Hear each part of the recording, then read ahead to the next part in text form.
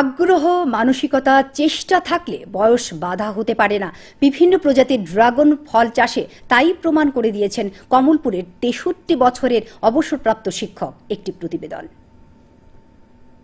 কমলপুর শহরের মাদ্রাসা দ্বাদশ শ্রেণী বিদ্যালয়ে শিক্ষকতা করতেন মহকুমা সদরের ভট্টাচার্য পাড়া এলাকার সমীর চক্রবর্তী। শহর এলাকায় পরিচিত মুখ। প্রায় ৪ বছর আগে অবসর নিয়েছেন।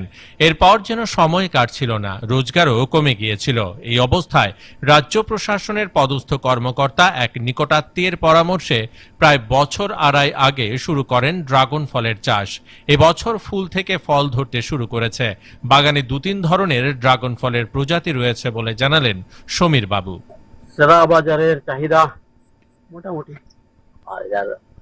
চাহিদা এখনো খুব একটা না, কিন্তু আগামী দিনে যেহেতু মেডিসিনাল ফুড চাহিদা বাড়তে পারে, ঠিক আছে। রাত্রিবেলায় ফুলের মধ্যে পরাগায়ন করলে ফল বড় আকারের হয় এবং ফল নষ্ট হওয়ার সম্ভাবনা থাকে না। তাই ফলের মরশুমে প্রতি রাতেই ফুল ফুটলে তিনি পরাগায়ন করে থাকেন। বছরে 3 বার খাওয়ানো লাগে এবং এটা অর্গানিক ফলটা খুব পছন্দ করে। আর আরেকটা যে সমস্যা, সেলফ পলিনেশন। ওই মানে ফুলটা ফুটে রাখে, যে কারণে মৌমাছি ভ্রমণ কিছু থাকে না। ওই হ্যান্ড পলিনেশন করানো লাগে, যে কারণে যেদিন ফুটে রাত্রে আইয়া ওই পরাগায়ন করানো লাগে। বাজারে প্রায় ২০০ টাকা কেজি দরে এই ড্রাগন ফল বিক্রি করেন সমীর বাবু। অবসরকালীন সময়ে এই ফল চাষে আয় হচ্ছে যেমন, সময়ও কাটছে বেশ।